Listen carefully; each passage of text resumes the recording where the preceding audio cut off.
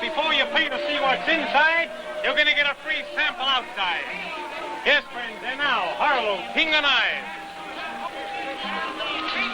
And his pretty assistant.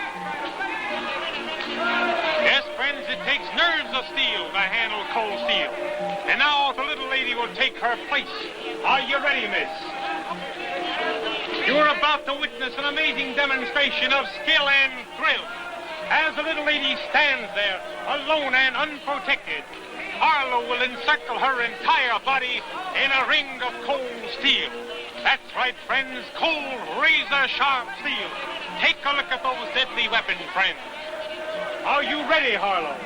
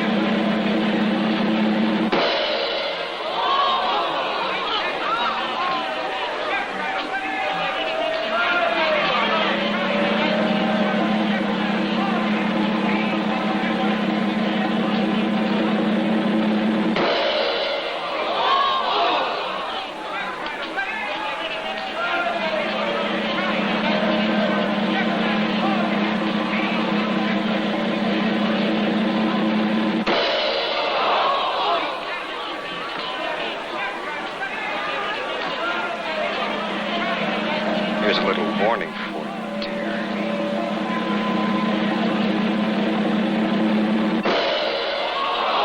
Harlow, please be careful.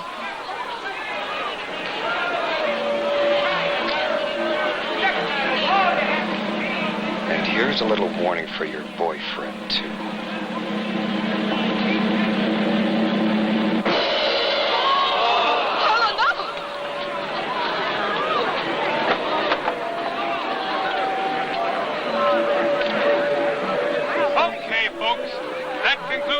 Performance for tonight.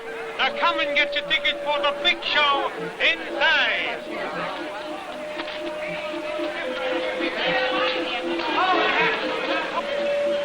Spectro, I've got to talk to you. Anne, what's the matter? It's Harlow. He's got ideas about us, wrong ideas. Wrong ideas? My dear girl, as I've told you, I see in the crystal that our futures are linked, yours and mine. Oh, stop it, Spectro. I've got no use for your phony crystal or your phony line either. I'm telling you once and for all, let me alone. You know how jealous Harlow is, and I've got to find and explain. I wanted to warn you first for your own good. Calm yourself. I see no danger. Then you'd better take another look in your crystal ball.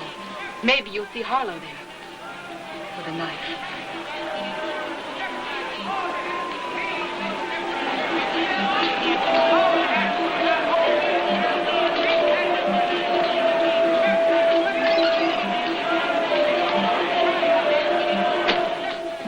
Harlow?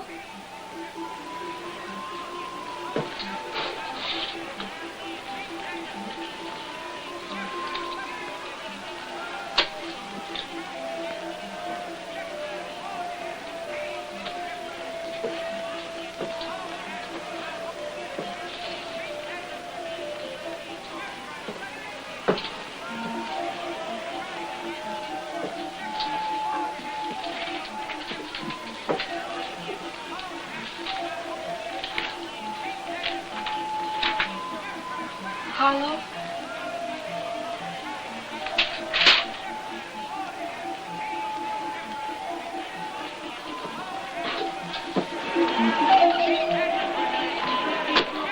Ah, here you are. I've been looking for you. It's a pretty close shave you had tonight.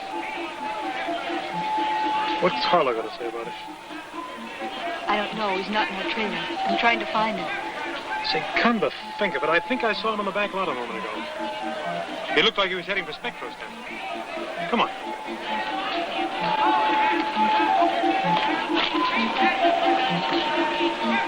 Hey, Spectro, you seen Harlow around here?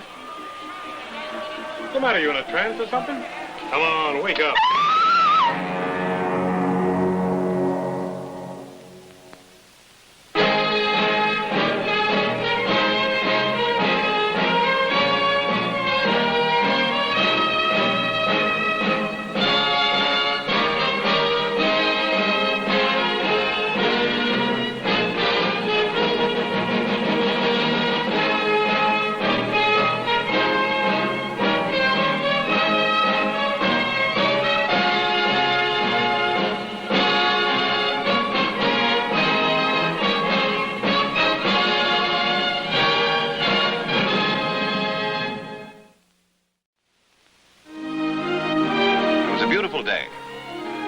Shining, the birds were singing, and somehow I just couldn't get interested in the affairs of the Consolidated Plumbing Corporation.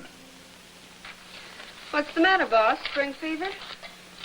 Hardly, Miss Brent, not in the middle of summer. Why don't you take the rest of the afternoon off and go home and take a nap? Sorry, I never sleep in the daytime. You could go to the beach. And get sand in my nice new shoes. I know. There's a carnival in town I've been dying to see. You could win me a teddy bear. Sorry, the carnival's closed. Oh, I'm sorry. I didn't mean to interrupt. But the carny's closed. Haven't you heard about what happened? I'm afraid I didn't, Miss... May Harlow. Mrs. May Harlow. I'm with it. The carny, I mean. And it's my husband they're holding for the murder. But he didn't do it. I know he didn't do it. Please, Mrs. Harlow, are you sure you've come to the right place? Aren't you Mr. Maris, the lawyer I read about in the paper? That's right. Don't tell me you've been running an ad. It was a big story about a kid in the service arrested for murder. And you got him off. But I'm a corporation attorney, Miss Harlow. This happened to be a special case. The boy was innocent. So's my husband. Or maybe you think because we're carny people we're no good, is that it? Of course not. This isn't a question of my beliefs. I suggest you get a good criminal attorney. I haven't got time to shop around, Mr. Maris. My husband is being indicted for murder. But certainly you have some friends who could... Friends? In this burg? The only time we see townies like you is when you come out to the lot and stare at us. I understand, Mrs. Harlow. Do you? Do you really understand what it's like to have trouble and there's no place to go? Answer me that, Mr. Maris. Where do I go? Why don't you stay right here? Sit down, Mrs. Harlow. I'd like to hear your story. Thank you, Mr. Maris.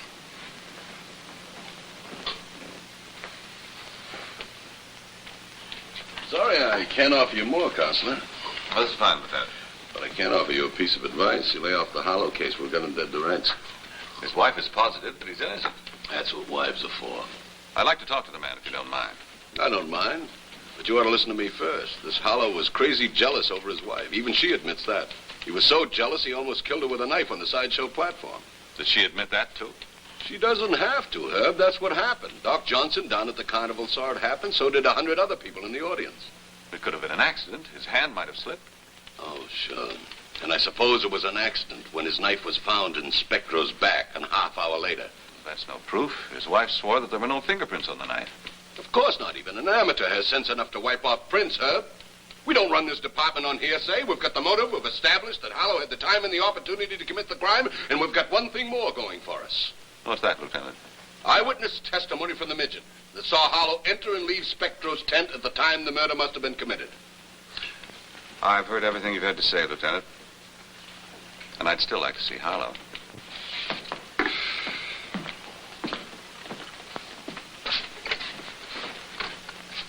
Send that knife thrower in, will you? Herb Maris wants to see him. I know it sounds crazy, Mr. Maris, but that's how it was. You see, I get these jealous streaks, and I've got a temper. A bad temper. But I knew what I was doing when I threw those 2 knives. You sure you didn't intend to harm your wife? Maris, I've been a professional for 15 years. If I meant to hit her, I wouldn't miss. So you went after Spectro, and this time your knife didn't miss. Oh, no, that's not true. Police say you were seen entering and leaving his tent. Well, that's a lie. It is? Yep.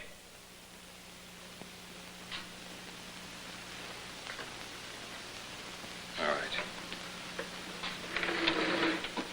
I went to his tent. But I didn't kill him. I went after him looking for my knife. I don't understand. Right after May and I did our act on the platform, she ran off. I started after her, and then I remembered the knives. You see, Maris, in my profession, you don't leave such things laying around. They can be dangerous weapons. So it seems. Yeah. Well, that's when I found the knife was missing, and I started looking for it. Where'd you go? Along the back lot. You see, well, sometimes a kid will pick up a knife, and he'll run off with it. Did you see anyone? No, I didn't see a soul. I even looked in a couple of trailers, but everybody was on the midway working. And that's when I went to Spectro's tent. And I found my knife in his back. What'd you do then? I panicked, and I ran out. And that's all you can tell me. No. No, I can tell you one thing more. Everybody with the Carney hated him.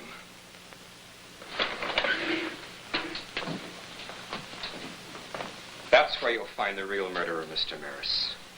Right back there on the Carney lot.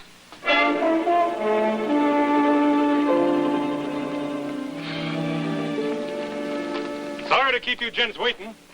I've been all over this place looking for that midget. When there's a crowd out there, every time I turn around, I'm tripping over him. But with the place closed down, you can't keep track of anybody around here. Sure hope we get this thing cleared up in a hurry. We're losing a lot of business.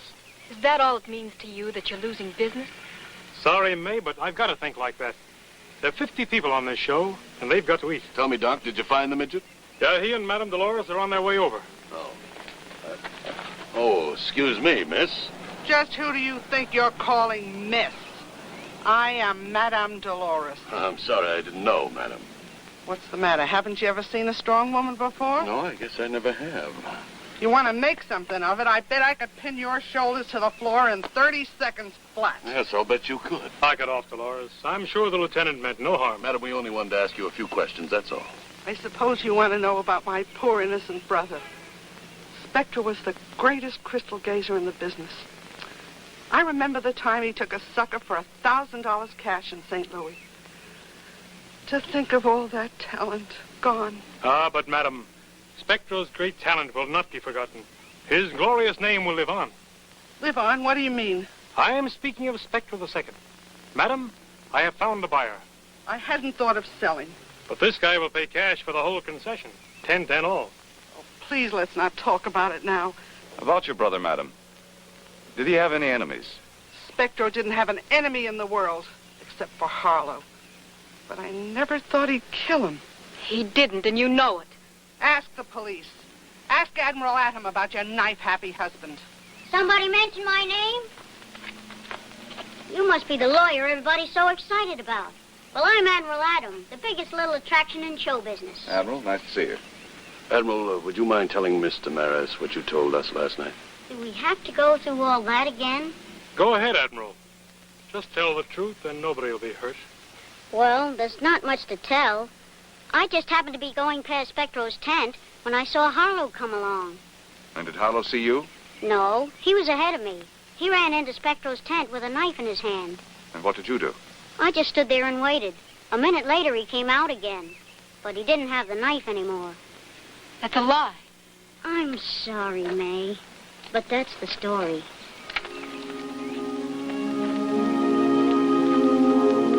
That's the way it is, Counselor. You can't win them all.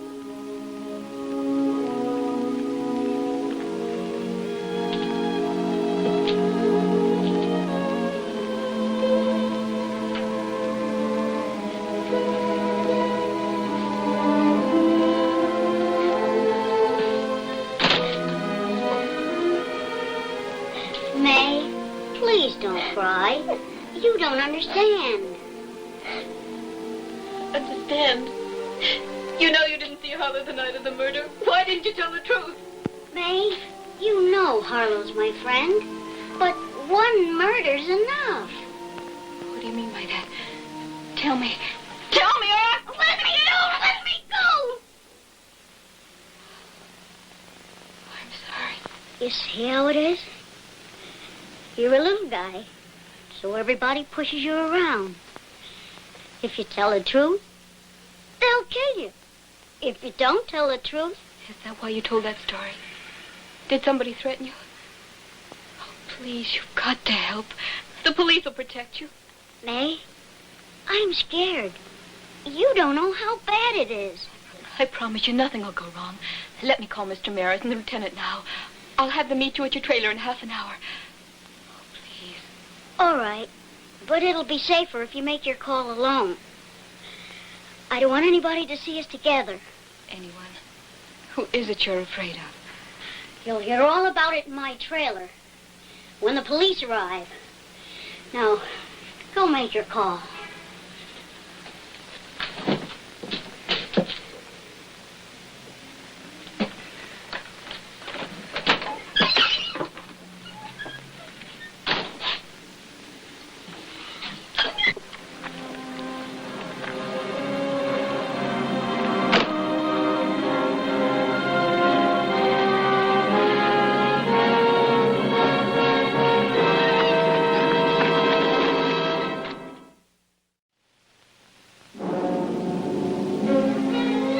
I was a little late in responding to May Harlow's call.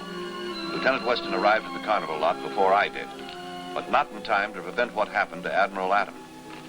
When I got there, he told me the news.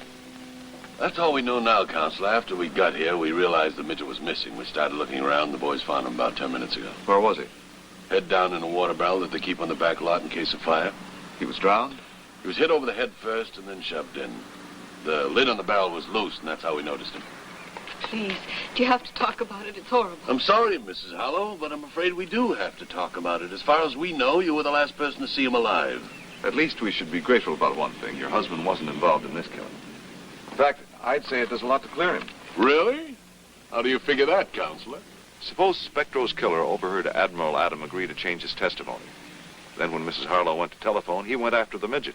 Suppose the midget wasn't going to change his testimony because he was telling the truth the first time, and Mrs. Harlow knew it. No. You know how deadly such testimony would be in an open court? You could have killed him and called us with your phony story and rig an alibi for yourself. But I didn't. I didn't. Lieutenant! Lieutenant! What's the matter? You've got to come quickly. Don't let them get away. Who are you talking about, Madame Dolores? Thieves, robbers, I don't know, but somebody's been going through my brother's tent. All right, you two stay here, Herb. Let's see what this is all about.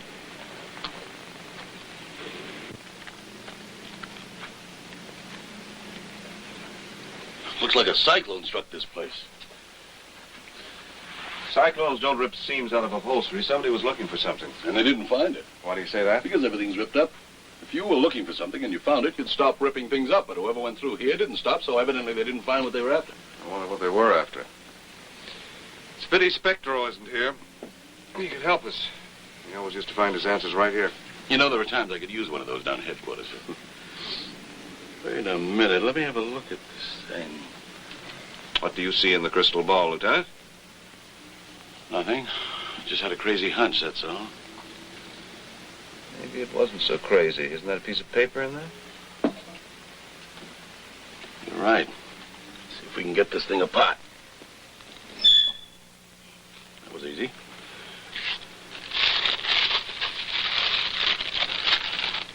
Wanted for armed robbery, Walter Sharp. You recognize that picture, Counselor? Doc. It's dated 4 years ago. If Doc joined the carnival right away, Spectro could have been blackmailing him all these years. You figure he killed Spectro to get rid of him, is that right? And used Harlow's jealousy to frame him for the crime. What about the midget? Well, suppose Admiral Adam saw Doc leaving Spectro's tent. Then Doc threatened him unless he agreed to testify that it was Harlow that he'd seen. When the doc found out the midget was going to change his testimony, he got rid of him.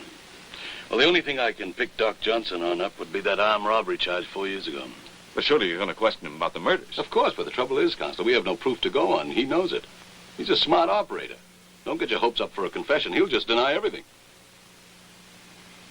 What are you looking for, Counselor? Souvenir? No, a confession. That's what you need, isn't it, Lieutenant? I want you to delay that arrest for a few hours. I think I can see a way to force a showdown right here in the Crystal Ball.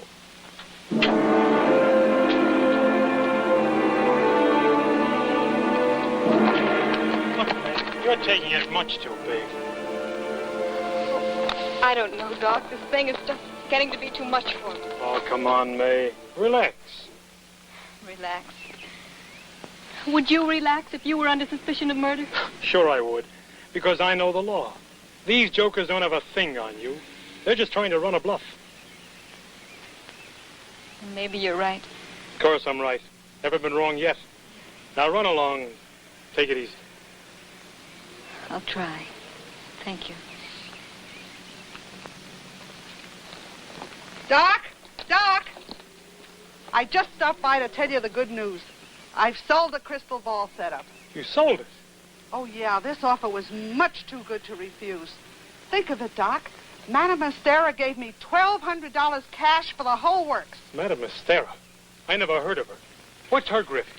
Oh, she's a real mentalist, Doc. Must be some kind of a gypsy.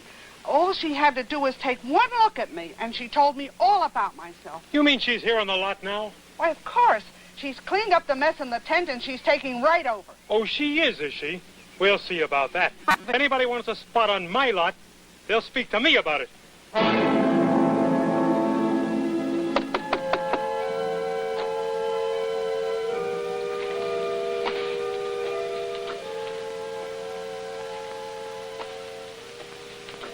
Greetings, my friend. You come to seek the truth. I come to find out what's going on around here. My name's Doc Johnson, and I... You are the talker with the show. You have great trouble because you wish to buy this concession. I see it all in the crystal ball. Don't give me that sucker talk. Madame Dolores told you. Come on now. What's your angle? I can only tell you what I see in the crystal ball. That phony madball? He cost $6 wholesale in the supply house. Now quit your stalling. Either you're level with me, or you pitch your tent outside. Sit down, Mr. Johnson. Sit down. Perhaps I can convince you that a true mystic can find truth even in a cheap crystal ball. Yeah? Well, it better be good. Ah, Sarara. Ah, Sarara. What I see in the crystal is not good, Mr. Johnson. It is not good at all. I see only violence and sudden death. What kind of a gag is that? I see this tent. A man is seated at a table with a turban on his head. He is alone. No, wait. He is not alone. A man comes up behind him with a knife. He brings the knife down. You've been reading about the killing in the papers, haven't you? I see a small man. It is a midget. He is walking behind the tent. A man picks him up and puts him in a barrel. The same man. The same man? The same man. I see the same man a third time. This time it is a picture. A photograph on a poster. I see the man's name. The man's name is Walter Sharp. All right. So you found the poster. For 4 years, Spectro had that reading on me. And for 4 years, he was bleeding me dry. But you're not going to get a chance to pull the same trick. Get up. I'm going to take care of you just like I took care of Spectro and the midget. But first, I want that poster. Now, where is it? Here it is.